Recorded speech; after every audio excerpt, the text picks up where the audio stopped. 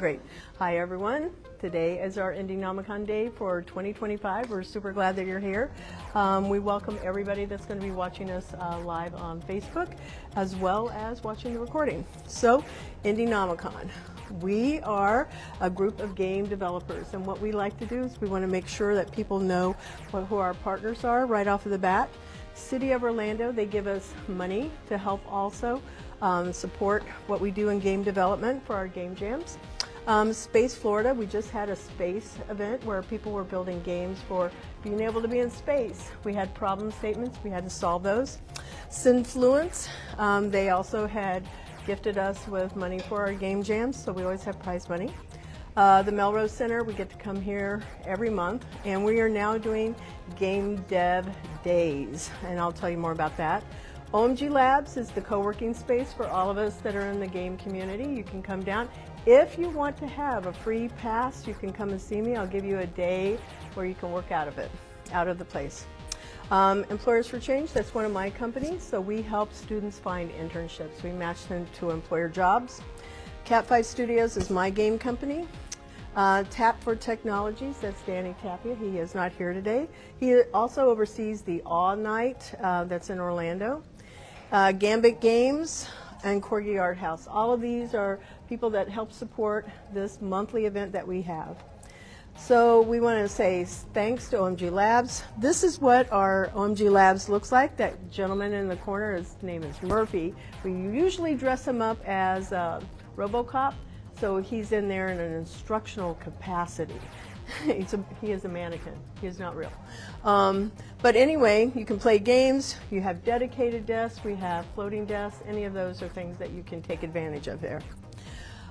What our agenda looks like for today.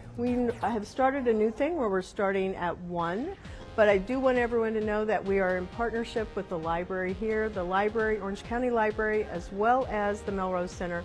And from 10:30 in the morning, it's not on the slide, but from 10:30 to 12, you'll be able to take advantage of learning anything that you would like. Maya, simulation, Unreal Engine, Godot, Unity, any of those things, they will teach you that. Haptics, all kinds of stuff. From the morning 10:30 to 12, we come in here, we do our welcome introductions. Today I'm going to be talking about impact resumes. I'm your speaker today. And then we also have demos, and so I don't have the names on there. So Griffin Mara is going to be up there, and also Brandon Valentine. They will be doing demos today. 3:15 to 5, we get to play games and network, and then you can go out and have dinner on your own somewhere in the city. We have made arrangements.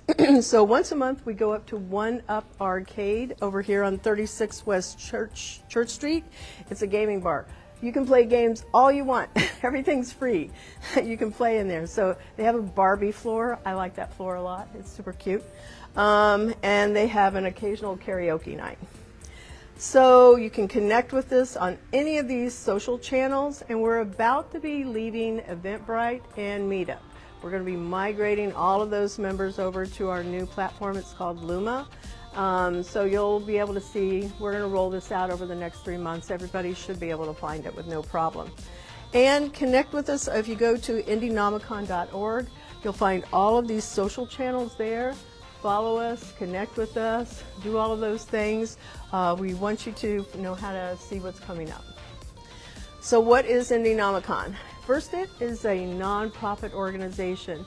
We help bring the game community together. We do quarterly, well, not every quarter actually, it's 4 game jams, 4 signature game jams, and you'll see those in a minute. But we're going to be adding a 5th one, and I'll talk about that in a minute. But as a community, we do this monthly meetup where we have speakers and we do demos, and then we get to hang out together as a community. It becomes a whole day thing, learning, all kinds of good stuff. Storytellers, we have people that write about us, and bloggers. We have serious games. Some of our members have won government contracts, so they've been able to take what they have learned in the entertainment side and be able to create simulation games for the government. Creators, we have game jams, gamers, educators, the meetup artists, and developers. So we are mostly a community of people that are here. So our meetup happens over here. You have new days. new look for us, Game Dev Adventure Day. That's what we're calling it, once a month. And every 3 months, that third month, 6, 9, and 12, we will have a giant meetup. It's going to be mega meetups that are happening. We will have Orlando devs there. We will have, Black Orlando Tech. We will have anything that you can imagine. We're bringing them all together here on this floor so that more people will know what resources are in the community. So our education component is 10:30 to 12. The speaker and the game demos are from 1 to 1:30. Yeah, from 7 to 11, the bar's open till 12. You can go over here to the One Up Arcade. And you can see a little bit over there. Melrose Center is there. So these are the dates. You definitely want to take a picture of these dates. This is when we will have our meetups. And it is always here. As a matter of fact, the one that is for March 1st, everything that is bold is our mega meetups. We will have a mega meetup here. We will also, the Orlando City Public Library, in partnership with the Melrose Center, they're going to be hosting a game jam that is free for anybody to participate in. And I will have the link up here on the screen so that you guys can sign up. It starts on a Thursday, Friday, Saturday, and a Sunday. So it's 4 days, all in the evenings. You don't have to be here all day. People have to work, they're in school, but we're going to have a lot going on March 1st. So our game jams, we have the dates up here. As I said, the one for the Melrose Center, it is February 27th through March 2nd, and those are all afternoon hours. They'll go until like 9 o'clock, and it is free. In April, the 4th through the 6th, we'll do our Armed Forces Game Jam. That will be over at the Central Florida Tech Grove, where we normally are. September 12th through the 14th, we will be doing the Mega Health at Lake Nona, over there in that beautiful Lake Nona co-working space, where we did it this last year. All Hallows, we're very excited about this. We're going to be doing that at Full Sail in the Fortress, so that's going to be very special. And then November 7th through the 9th is our Space Jam. So make sure you get those dates on your calendar. The links are up, and you'll see us promoting them in social feeds. If you sign up for the Armed Forces, we can give you a discount. So be sure to connect with us on Discord so you can get that discount. It's $10 off a ticket, and the tickets are $39, so you'll be able to get a bargain. Indie game jams. This one, as I said, this is the link. This is free. So if you go to that link, take a picture of it. You can sign up for it now, and you'll be able to get ready for it. Everybody got a picture? Cool. That's the one that they put on here. They have not released the theme. It is a secret. So you have to come to the event to be able to participate and learn more about it. The Armed Forces Game Jam, this is the link on Luma. This is where you can sign up, but you're going to have to get the $10 off from me. So I'm not going to post it up here because, it's special.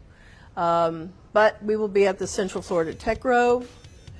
And we're always looking for advisors and volunteers. So if you're interested in helping us put on the meetup, feel free, let us know. If you'd like to be a community leader, you let us know. We're interested in people that want to do this with me.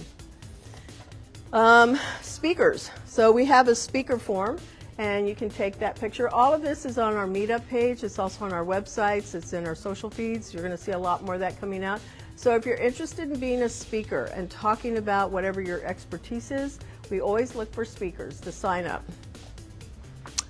So I'm your speaker for today. I'm going to be talking about these things that are here. Creating an impact outcome. So with automations and the machines that we have now, entry-level jobs are virtually disappearing. So are a lot of the internships. So how do we make sure that we're going to be relevant? Employers are looking for impact. They want to know how efficient you are. Did you reduce any type of problems that might be in building the game? Were you able to catch a lot of bugs, if you will? What is it that you were doing to either improve efficiency or be able to reduce costs? That's what you want to start thinking about. How are you demonstrating that on your resume? We'll talk more about that in a minute. We will also have 2 people that are doing demos today, so you'll be able to play their games and give them feedback. We have Griffin Mara They're going to tell us about their game. And then we also have Brandon Valentine. Yeah, he'll tell us about his game. We will bring out board games at our events, so you'll be able to play those. We always carry those with us. And this is where Tech Hub Orlando is located. So if you want to be able to see this place, this is where you would be able to come. We have 3 groups under one roof, UCF Incubator, Innovate Orlando, they have offices to rent, and OMG Labs. And we have rented out all of our offices, but we have 4 desks that if you want to have a dedicated desk, you still can. And if you want to have a floating desk. So you can see us about that if you have an interest in that. Connect and subscribe and follow us. As I said, over here, we're on Discord. It says OMG Labs. That's how you'll find us there. You'll also find IndieNomicon on Discord, YouTube, X, Facebook, Instagram, and LinkedIn. Eventbrite and Meetup. We're going to be migrating away from those into something called Luma. So keep an eye out for that, but you'll be able to see it. We've already got it out there. And that is where we are with this. Anybody have any questions before I start the presentation about impact resumes? Nope? Okay, great. I'm going to go ahead and switch over. Let me get the other one up.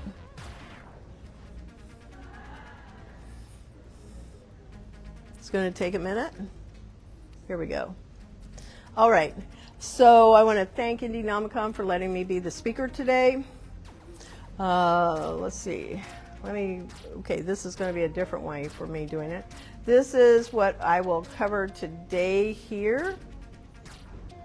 An introduction as to what does the future look like when it comes to getting jobs. Define power skills. That's what you guys know as soft skills, but we'll talk about that a little more. What an impact outcome looks like.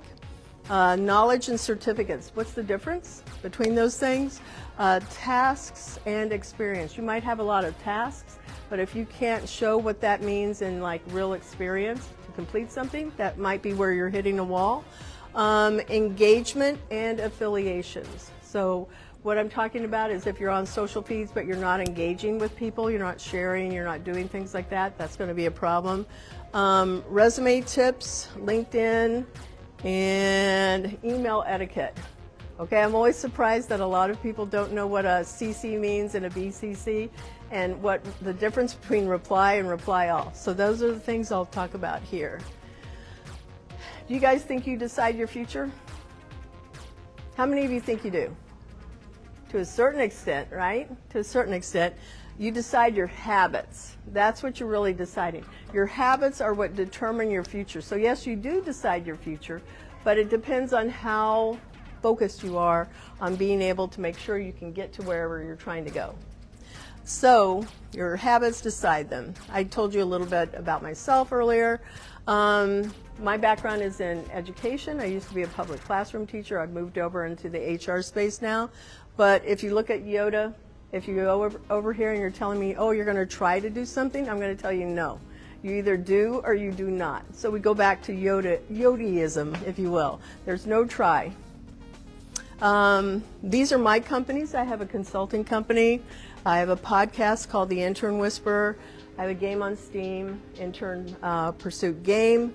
Cat5 Studios is my game company. And then Employers for Change. That's an online recruiting and online learning platform that I am pitching for investment now. So I'm excited about that. So power skills, what are they? The ability and capacity to carry out processes and be able to use your knowledge in a responsible way to achieve a goal. So it's just like soft skills. You guys all know that term. But now that we're in this heavy digital automation, AI industry that we have going in everywhere, for us, we have to be able to differentiate. So how do we do that? We don't call them soft skills anymore. It sounds weak. So people are using the term power skills to be able to differentiate between the AI. So these are 8 of the main competency skills. Competency are our power skills. So you want to look at these and decide which one of these you think is your very strongest power skill, if you will. And anybody, I'm not going to ask you to tell me one, but I want you to know, I want you to think about that because I'll talk about it with you guys. So all of these that are up here, communication, time management, creativity, problem solving, critical thinking and research, and cognitive flexibility and digital literacy. They all start in your head. Those things that start in your head are what produce an outcome that allows you to complete a task to produce an outcome. And whatever that outcome is, so let's use social media. Most of you guys know that. How many of you seen Black Mirror? A few? Okay, good. Black Mirror, if you remember that one episode where they talked about everybody having a social media, you'll have a social presence score, and you could go down. It's going to go that way for your jobs. It absolutely will. It's not going to be tied to social media. It's going to be tied to how efficient, how proficient, how much can you solve a problem. So you're going to have to really be able to demonstrate that. So I was able to improve automations within our company by 50% because we switched from having a lot of phone calls with people to more automations, 50%. That sounds like a really high percent, right? So you want to be able to begin to measure what it is that you're doing in your job. That's what we're talking about here. So on this side, let me go back one. So it says NiagaraInstitute.com. I put a lot of the links up here if you're looking to be able to learn more about these things. That's where you can. Impact outcomes, money that you saved, time that you saved, efficiency, you increased efficiency or productivity, you increased sales, you increased revenue for the company. What is it that you've done? The volume of work, how much can you do in that time frame that you're at work? Especially with now that people work remotely, it's really going to matter. How much can you demonstrate that you are actually doing? It's a lot easier to see people in an office. That doesn't mean that they're being efficient or producing the outcomes, but you need to know what's coming. And did you improve any metrics, any of the data? Like think about a marketing position. We see that the most. What was the reach? How many impressions were there? How many likes, shares, comments? That's easy to see. So you have to think about what it is that you're doing in your job and how are you relating it to something that can demonstrate what you can do. So there's more links there. Knowledge and certificates. So a lot of the stuff that you see up here, these icons, they all have free learning modules. Whether it's Canva, they have certificates that you can earn. They have learning courses that you can take to learn how to use the platform and be more proficient. They actually help you with so many things, Unreal Engine, Unity, Godot, they all have a learning library and certificates that you can earn. Those things matter on your resume. So when you say that you should have these kinds of things on your resume, what business applications do you know how to use? For me as an HR person, that means I don't have to spend as much time teaching you a platform if you can tell me that you know how to use this platform. And if you can tell me how proficient you are in the platform on a scale of 1 to 5. That's helpful for me.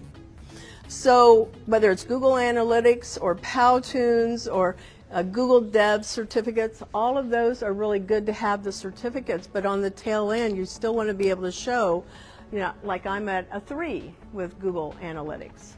That's helpful. That means for me, again, as the HR person, I know that I can help you get to a 4, maybe a 5. And if you're a 5, you have to expect people are going to want to see demonstrations of how you're a 5. You should be pretty expert. They're going to expect somebody to come in as an expert or excellent. How many types of AI bots are there? There's 8 different categories currently, and they've just actually changed even overnight. So the bot industry is going to be, in 3 more years, $17 trillion. So as more automations are put into the workplace, they're going to be using more bots to do these things for us, to make it so that you don't need the entry-level jobs. You may not need an intern to do these things. That means everybody has to come in and raise their game. So you want to make sure that you know as much of the AI that's out there. Hopefully you guys are all playing with it and you're able to see, yes, I have played with chat, I have played with these 5 types of AI. Put them on your resume. Make sure that they're there and you put some level of proficiency that you know how to use that. Because chat is more for general purposes, right? But we know that we have different ones out there that you can use for different purposes. Task and experience. So you should see yourself up here in some category. That's why I put 4 different types of race, ethnicities, genders up there. Job tasks usually equal experience. So here's an example. I was going to hire a developer. He had graduated out of school. He said he had had 7 years of experience. I said, great. I wanted to use him to help build my app. I had somebody else interview him. I gave him a test to see if he could do what I was asking him to do. He could do all those things. But what he was really doing, his day job, and he wasn't programming, was he was a mechanic. He was fixing cars. What came out later is he had been out of school for 7 years, so he felt that because he was out of school for 7 years, it meant he had 7 years of experience. It didn't. He actually had 2 years of experience in programming, 5 years of experience working on cars. So really, he wasn't that good of a developer, is what I ended up learning as I had more continued conversation. And I learned, gee, I need to do a better job of assessing a person's ability to say they actually have X amount of years of experience. So certificates can definitely demonstrate that. So can better assessments, so can a deeper conversation. So engagements and associations. So there's all kinds of things that you can belong to. If you're in school, for anybody that's online that's watching this, if you're in school, what you want to do is you want to join professional associations, not the clubs at school. I don't encourage that, really. If you're looking for a leadership role, that's fine. But if you're really wanting to connect with getting a job, join the professional associations, because they'll be very, very inexpensive for you. If you're in school, it's like $25 or $50 for a year versus $250. That's going to be very helpful. You'll meet more people. Sign up to be on the membership committee. When you do that, more people will know you because you're, hey, hi, my name's Isabella. What's your name? I'm looking for a job. If anybody's hiring in this room, let me know. When you're joining the professional association and you're on a membership committee, more people know you, you know them. They're likely to come and talk with you because they'll see you in action over there in that professional group. Look for things that your company supports. Corporate social responsibility is super helpful because it demonstrates that they want to give back into the community. Anytime you're volunteering at any of the organizations that are out there, always think about, is there a company that supports that? Maybe they are hiring because you have something that's a shared interest. Facebook groups, LinkedIn groups, they all have professional groups there. You can definitely join those, they're free. But this is just one idea of how you can, and meetups and Eventbrite, even though we're going away from there, they always have events that you can attend locally as well as online. So these were links to, I don't have these templates pulled up, but if you click this, you'll be able to go to these links and you'll be able to see samples of what an impact resume looks like because it's quantifying everything.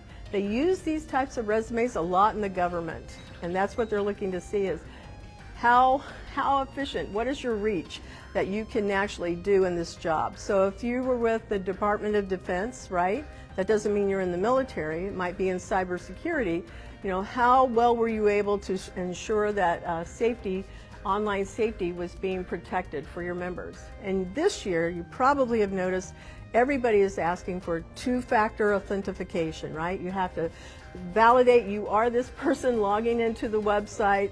Every single time you're getting notifications on your phone or on your emails. It's going to continue to happen.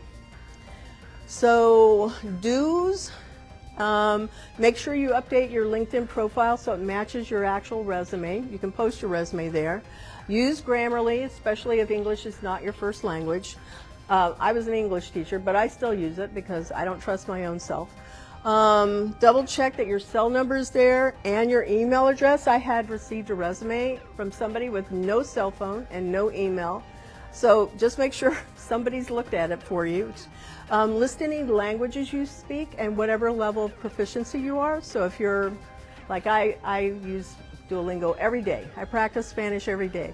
And on Duolingo, it says I'm in the top 1%. That is a lie. It is not true. In Duolingo, I'm very good. But if I were to practice it with native speakers, I am not there. So I would say I'm probably like a 35% proficient in my ability to understand and be able to speak Spanish. But those are important things to have. And then make sure any of your skills, the business apps, anything that you can, your power skills, your apps that you use, you can quantify those. So I might be, with HubSpot, I'm a 4 out of 5 because I'm really proficient with HubSpot. With Canva, I think I'm a 4 out of 5. I usually don't say I'm a 5 in anything unless it's something that I really want to be seen as an expert in. Because I want that expert status to be very, very niche and very specific. That's what I want to be hired for. I don't want to be hired for all of those things. So on the don'ts, don't share your birthday. A lot of people that are outside of the U.S., a lot of other countries, they encourage that. Use a birthday, your physical address. They'll put a picture on there. I say don't put a picture on there. That's a way that you can be discriminated against. If you put a physical address and it includes your zip code, that is a way that they can run a credit background check on you and see if you're handling money, are you going to be somebody that they want to have handling money? If you live in a bad neighborhood, that could be bad. Don't steal, don't copy and paste a job description and say you know how to do all those things. You need to customize it to what you really can do. Don't include obvious skills. Obvious skills are saying that you know Google and Outlook, don't we all? Like, why? Save the real estate on the resume for something that's more valuable. Don't include organizations with controversial issues. So it could be abortion, it could be politics, it could be anything that's, religion. Those things can matter, but if that's what your profession is, that's different. And don't use objective statements. So what I mean by that is you don't want to be able to say, I am a seasoned professional with over 30 years. That's okay to say, that should be true. But if you were going to say something different, like I am searching for a job and I have approximately 12 years, you want to be real specific. Don't be just all over the place, be very specific. LinkedIn,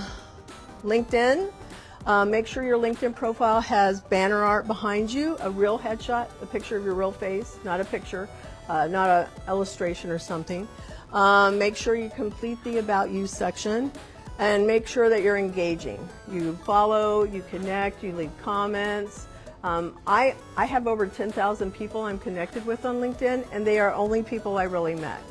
When I go someplace and if I've met you and I have a conversation with you, I will accept your invite. If I have no conversation with you, I will not. LinkedIn also has features, groups, events, and learning. So anything that you're going to where you're going to be attending a conference, you can actually ask to have that featured, so it's always pinned at the top of your LinkedIn. You can actually go and connect with other people in groups and events, and they always have LinkedIn Learning. And email. So over here, I was trying to go through it super fast. CC, back in the day, this is before many of you in the room and probably online, that meant carbon copy because people used to type with a real typewriter, not a keyboard, not a computer. They typed with a typewriter. There was a piece of paper, there was carbon paper, and then there was another paper behind it. When they hit the keyboard, or the actual buttons, that's what it was called, it would go and take an impression of the carbon onto the other piece of paper. That's why it was called CC. It's pretty old. But then they would use that as the copy. So when you're going to include somebody else on an email, you want to CC so that anybody can see, yes, if it's your boss, yes, I'm going to include my boss over here because I want my boss to see that I'm having a conversation with you, and then I don't have to go and tell them all over again what it is we talked about. They can see that message. If it's BCC, that's blind carbon, that means that you don't want somebody to see it. So maybe I'm sending an email out to 100 people, and I might use the BCC because I don't want all 100 people to have all of those email addresses. That could be spam, right? So I don't let them see everybody who was CC'd on that message. I put them into a BCC. Reply all. It says replay. See? That's why you need Grammarly right there. It should say reply. Reply all. If you have 10 people on an email and you hit reply all, that means everybody's going to see the response. So if you write and you said, George was on this project and he was horrible, now all 10 people know what you think about George. So you don't want to do that. You would make sure that you only send a reply to just the boss that you were working with and say, George was horrible on this project. I want to come talk to you about it. I would never do that, even on a message, an email, because I think it can be forwarded. Something could happen. I would make that a personal conversation. But what I'm saying is just be careful when you do reply or reply all, because now everybody knows what you're thinking. And attachments. If you write the word that something is attached and you didn't attach it, you'll get a notification now. But sometimes you may not remember that you didn't attach something, so just make sure, did you really attach the right document? Because one time I did that. I sent out the wrong document, and then somebody had to say, oh, we didn't want this one. So just make sure you double check, slow down, do those kind of things. That's the email etiquette. And it said there was a quiz, but I was doing this with high schoolers, so I'm pretty sure everybody in the room knows that. But anyway, that is my presentation here. And if you want to connect with me, just come and talk to me, and then I would accept your invite. So now, Brandon, I'm going to have you come up so we can go ahead and have you present. All right. Hello, everyone. So, I have a cool project to share, and it is a really cool project, and I'm just going to share a little bit about myself before I show you. So I've been working on games since I was a teenager, since 2016. I've been working in Unreal Engine and Blender for about 8 to 9 years now. And they're two of my favorite pieces of software on the planet when it comes to making games. I mean, they're the most essential pieces of software for me. And I had been experimenting with Unreal for a long time. And I had a small project that I ended up building out. And I enjoyed how it turned out. So I'm going to show you today the first level that I have prepared. And this is the main menu. And the game is called Fire Trap. This is the mini game part of the main game. And yeah, and a little bit about myself is that yeah, I'm a 3D artist. I've been working in 3D art and game art for the last 8 years as well, alongside Blender and learning Unreal. And I have a very emotional heart. And so this game has lots of heart in it, lots of death in it as a subject matter. And that is going to be the vibe of this game, but it's also going to be a very fun experience as well. So I'm going to show you what I mean.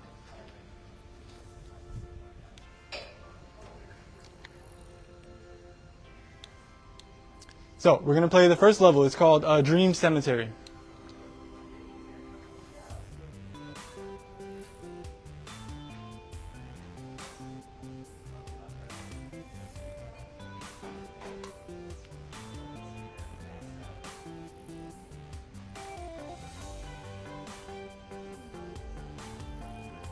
Now, I don't know if the sound is going to show. We might watch a silent playthrough, but let's... And as I play, I'm going to explain a few key features of the game, because this is a very interestingly different project. Again, this was an experiment.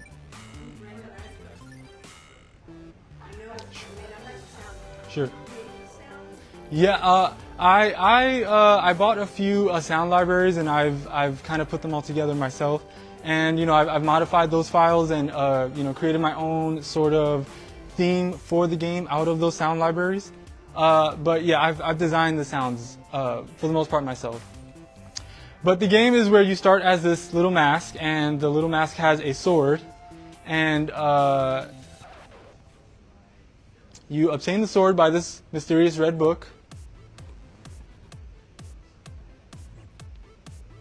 And when you start, you have a few moves at your disposal, so you can spin the sword, and this is kind of the intro message for you. And so this mask has a bunch of cool abilities, and you can shoot with it, you can swing your little sword, and then if you move to the right, he'll hold his sword to the right. If you move it to the left, of course, right. And if you move it fast enough, he'll kind of swing it, right, to kind of attack what he's about to attack. And so yeah, this is the first level. It's a cool cemetery level. And I have indestructible items that you can kind of destroy and kind of have at it with it. You have this other ability where you, of course, you can jump, but you could also have a ground pound ability. And so you can kind of shoot and do all these cool things. And you can also block. So this little system has kind of come together to create this combat system that I've had a lot of fun experimenting with. I honestly can't get enough of my own system. It's very, very weird to say, but I'll show you what I mean. You fight other masks who also attack you with their own swords. And this is just going to show you these rooms here.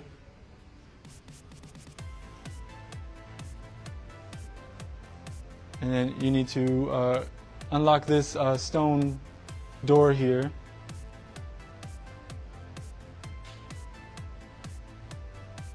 And this is a teleporter, so I'm going to try and get the mask to those teleporters.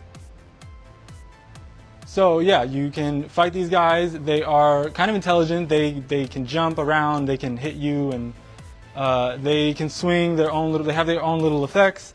These are the weakest enemies, so they can, just to give you like a test run. But yeah, you can just attack them, you can fight them. They'll kind of follow you throughout the level. So if I just run away from them, it's just because they're just gonna follow you around. I'm gonna go to one of the teleporters. I've unlocked the first gate. And if anyone has any questions about the gameplay or what, sure. This young man. I'm curious. What's the pathfinding algorithm for the enemies? So that is using this thing called a navigation mesh, and it's invisible, but basically the navigation mesh is like this. If you can kind of see where the ground is, there's like an invisible mesh placed over top of it, and wherever that mesh is, these little guys can go. And then I have some points in all of the levels where if the mask kind of like jumps into, maybe if the mask jumps up here and, they can't get up immediately, they're able to jump over or they're able to teleport themselves. I'm going to continue to that open gate. But yeah, that's how the navigation works for the characters, for these guys. So I'm going to go through here. And then you have these slightly tougher enemies where they're very tanky, and they are very they're a bit harder to fight against, against the mask compared to these guys.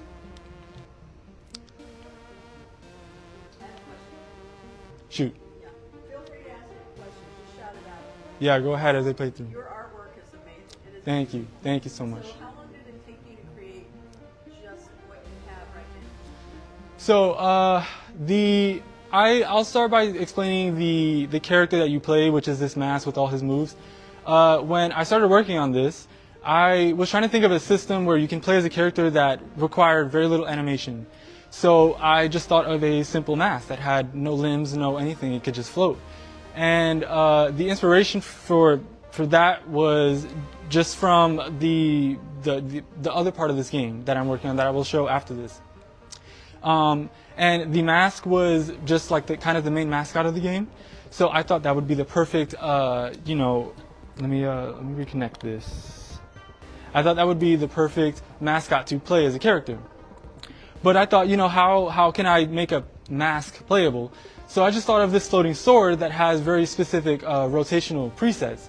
So you have this simple spin here, and then you can also shoot, and you can also block, and these are just basic abilities that you can do. And you kind of just use it together, and you fight these guys. And they got me. I lost this one. So you did all the parts, you did the story. I did the story. Yeah, I animated these guys here that will keep attacking you until you restart the level. I did all the lighting. I did The only thing I would say I didn't do was like those buildings, the environmental assets that would take just eons to do. But I did put the entire level together. I put the lighting together. I put the collisions for the character together so that you don't bump into anything or get lost or fall through the floor. I've programmed the. I'll retry to. This is an Unreal 5.4. So yeah, this is Unreal 5. It is not utilizing Lumen or Nanite. If anyone knows those two pieces of technology, it is using Nanite. My bad. It is using Nanite, but it is not using Lumen at the moment. But I'll restart. And how long did it take you to build it? Like, is this years? I've been working on this for the last year. This level started out as like a very simple forest, and then I realized, I can't just have this mask running through a flat forest. So I just kept building on to what the experience would be like for the character running around. And this area specifically is a cemetery, and it kind of coincides with the mask because the mask was created by somebody, and as you traverse this game and the other levels, and when you play the other game, the other side of this game, you will kind of understand what this mask is, what those other masks are, and like what you're doing here and why you're playing this. But yeah, so this is one level. I died. I was trying not to die. I want you to pause there to see if you got any questions. Yeah, are there any questions? Anything about the gameplay? Does this have frame rate in it? I'm not quite sure what you mean by that. I have it at. It can run up to 120 frames though, in terms of how high I can make the frame rate though.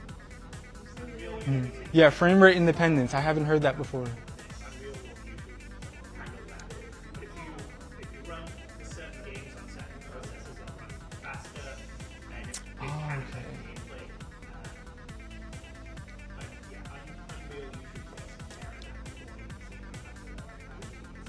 Yeah. And then I'll show you one more level. That was just the tutorial level. And I'll show you just another snippet of these levels because I have 5 main levels. There's a secret level here when I press this button. But I'll show you this level. Very exclusive. Lots of changes are bound to happen with each of these levels, so I'm just going to show everything on what you play here. It's going to be the same basic setup. You start out as this mask, and you end up going from the cemetery to under the cemetery, and you can play in this kind of underground situation that is loading right now.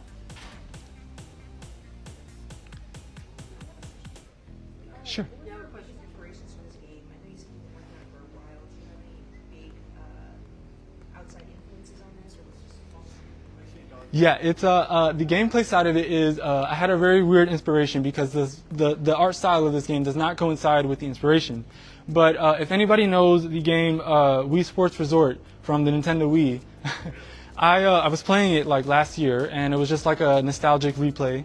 And I was playing the swords minigame, if anyone knows that one. And in the swords minigame, you have to swing the sword around.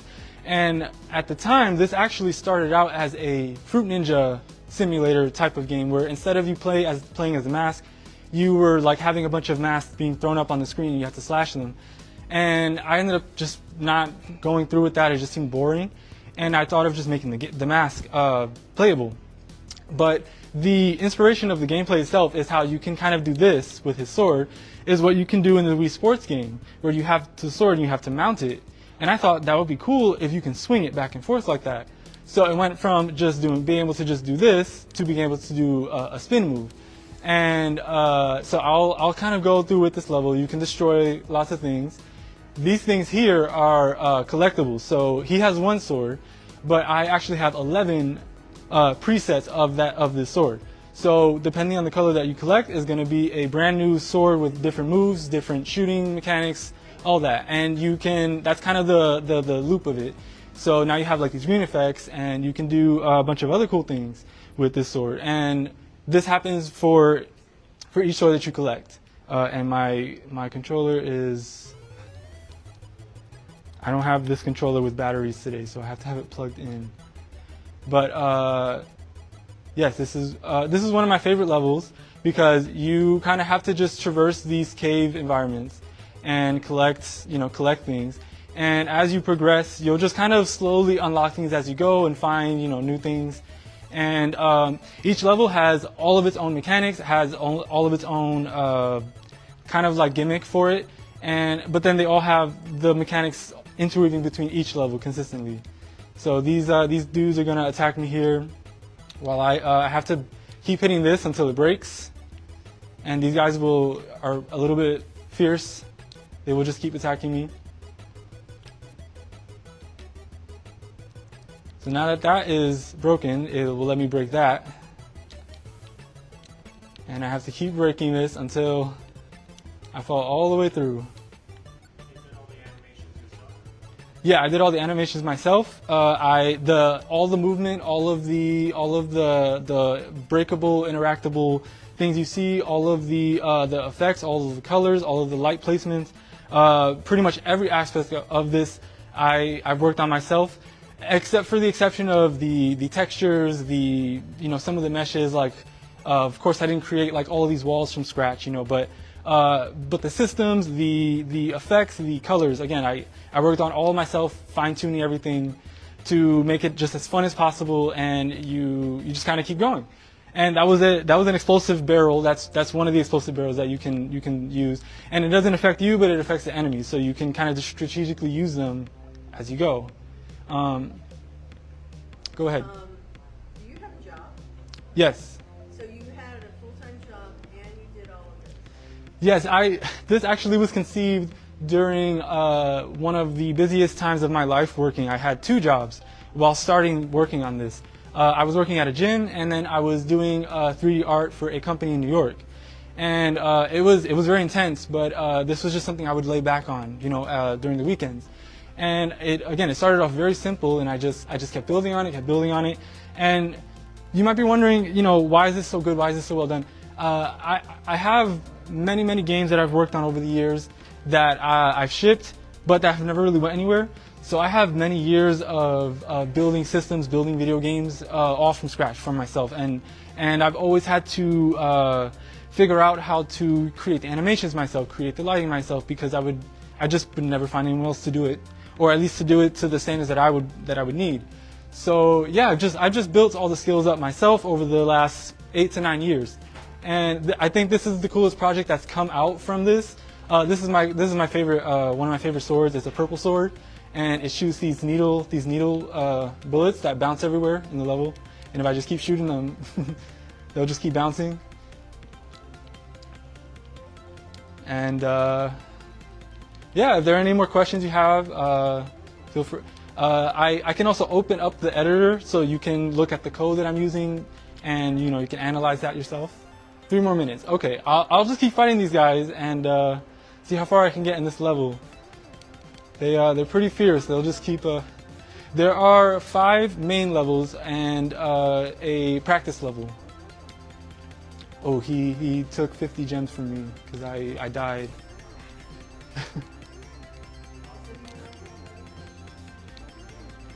Sure. Hi. Okay.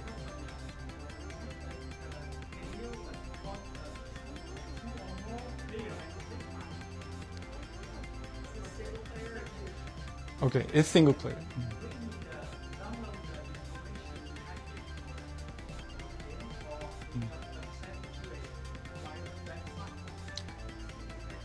Okay.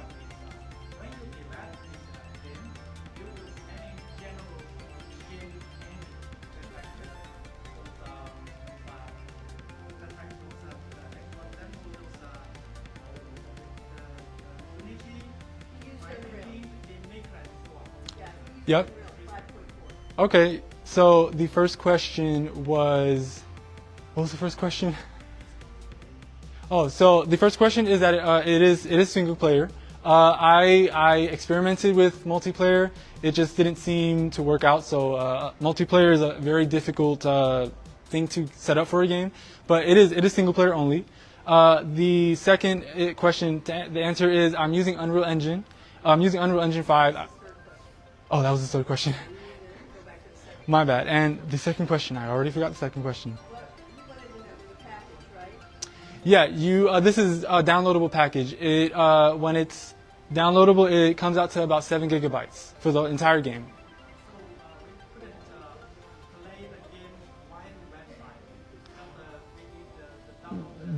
Yeah, you would have to download this application. There is a way for you to play this online, but it's kind of an expensive process, and there's a specific website I'd have to go to. But this is intended to be played by being downloaded on your computer and running it kind of on your computer. Yeah. All right. So we're going to go ahead and get ready for Griffin. All right. This was good. Thank you. Thank you. All right, hello, my name's Griffin. I don't have a physical demo right here. The game's a party game, so it's a little difficult to do that without bringing a couple people up here. So I'm just going to talk about the game for a minute, and then we'll see it in a little bit. My game is called Horde Havoc. It's a party, 2D platform party shooter. You'll see a bit of it later, get a real good idea of it in a bit. I'm a UCF student. I've been working on this game for about a year.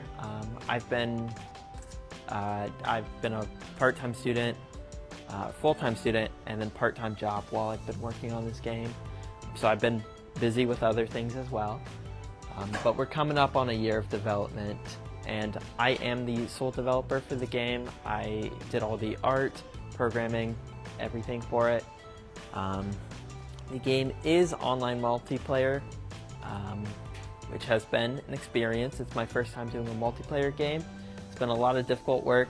I completely restarted the game a couple months in, I think 4 months in, just because it was a big old hassle to get that implemented into the game.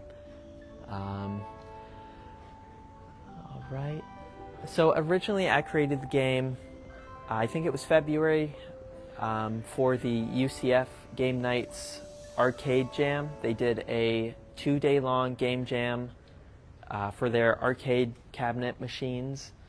So I was tasked with making a game with 2 players. You know, you play it on those machines downtown. And I joined halfway through by myself, so I had to figure something real simple to do.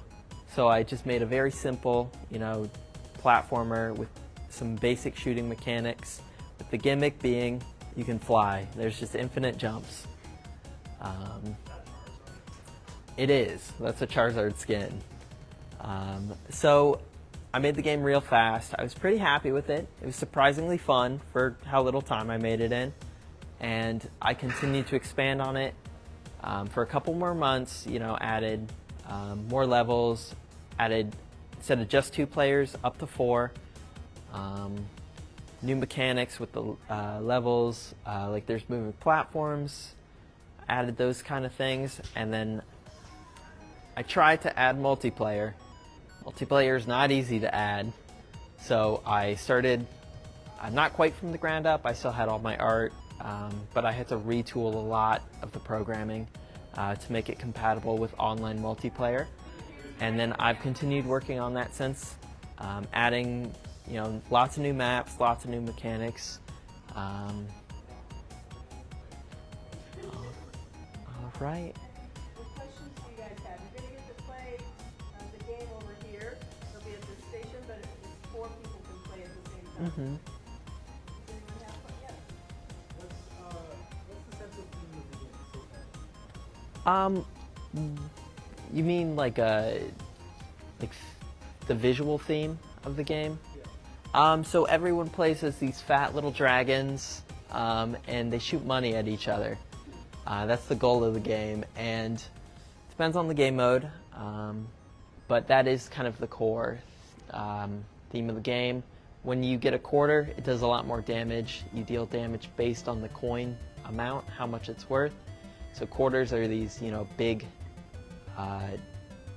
targets that you guys fight over and shoot at each other. Those are the dragons at the bottom? Yes, so there's, on this picture, there's a dragon in each of the corners. This is the start of one of the matches. Other questions?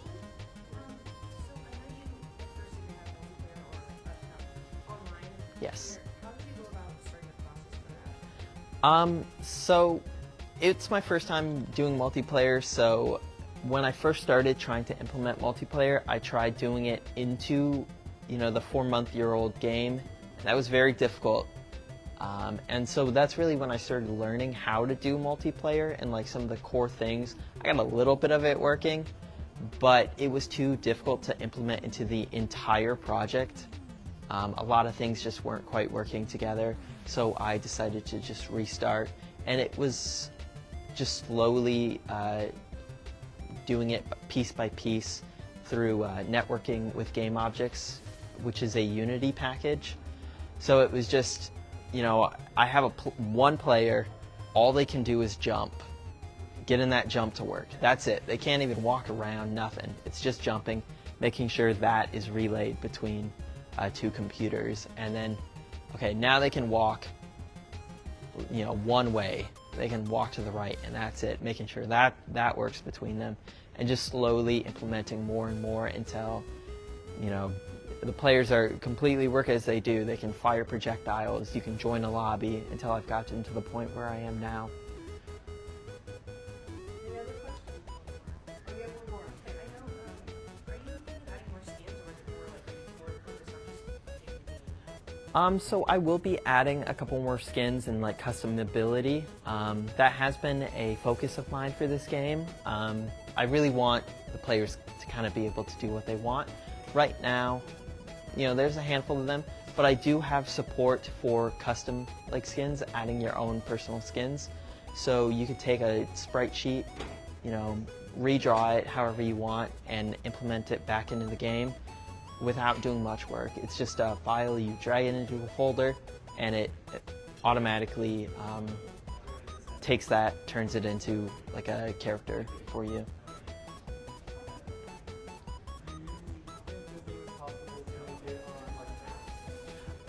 That is something I'm very interested in. I have not done that quite yet, but that is something I'm interested in. The game is simple enough. There's only like 3 controls, so it's definitely something that could be put on an app.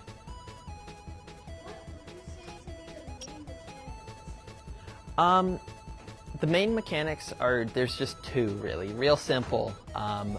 Like your character's movement, so you can move up and down, and you have infinite jumps. They are like static jumps though, so when you press it, you jump a set amount, but you can do that infinitely. And then the second one is the shooting. So you can aim up, forwards, and down, that's it. And then you fire either pennies or quarters out to damage your opponents. And when you shoot like a quarter, it hits a wall and gets placed somewhere nearby. And so you guys are like trying to fight each other over these quarters, get to them first, so then you can fire them at each other.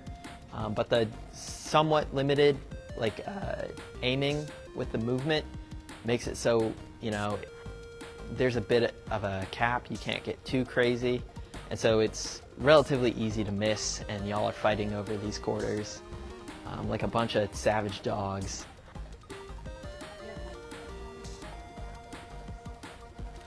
So there's no set amount of rounds. Right now there's 3 game modes and some random events that can go, but it's just infinite.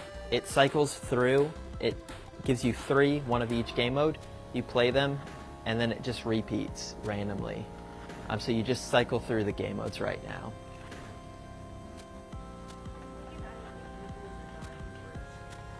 I am.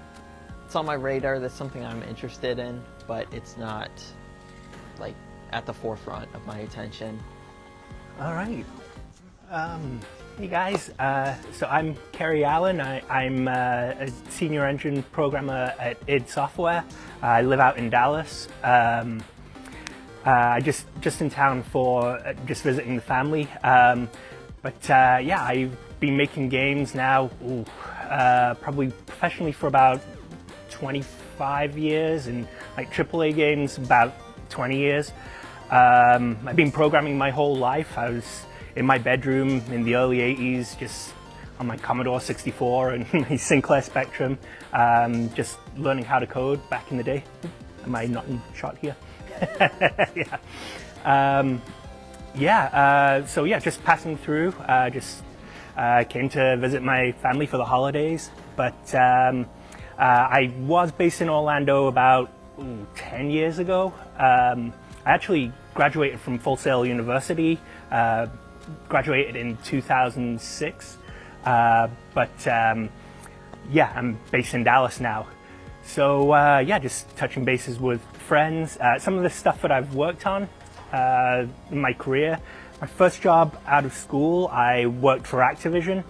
I was on Guitar Hero. I got to work on the DS version of Guitar Hero. I got to solder together the first Guitar Hero controllers. That was fun. Yeah, it was a long time ago now. Yeah, so I've worked on several iterations in the Guitar Hero franchise. Then the Guitar Hero bubble kind of burst, and they don't make as many Guitar Hero games now, so they had big layoffs there. And then I went to work for Microsoft when Kinect was a thing, or when they were developing Kinect. I got to work on it before it was even called Kinect. Was working on the pack-in title, or what would eventually become the pack-in title, Kinect Adventures. I was a gameplay programmer on Kinect Adventures. Then after that was when I moved back to Orlando and worked at EA, worked EA Sports. I worked on Madden 13, 25, which was really Madden 14. I know there's Madden 25 this year, but the 25th anniversary of Madden was in 2014. So the 2014 Madden was Madden 25 as well. Then I worked on Madden 16, worked on NCAA College Football 14, and then they had the issues where they lost the license for the NCAA. So they had layoffs at EA then, and that sucked. I ended up losing my job there. But it wasn't long before I got another job working for a company called Darkside in Fort Lauderdale. They did a lot of outsourcing for games. So when you're working on a AAA game, you might be working on it for a year or two, and it's not one, the workload isn't evenly spaced across that time. It's like the first half of it is a lot of fun and a lot of creativity, and the second half of it is a bit of a grind, and that's when you kind of have to call in reinforcements. And so Darkside was a studio that did that for the most part. When studios were working on games and they had deadlines to meet and they just didn't have the manpower to meet those deadlines, they'd call in people like the guys that worked at Darkside. But when I got there, they were actually working on a title for Xbox called Phantom Dust, which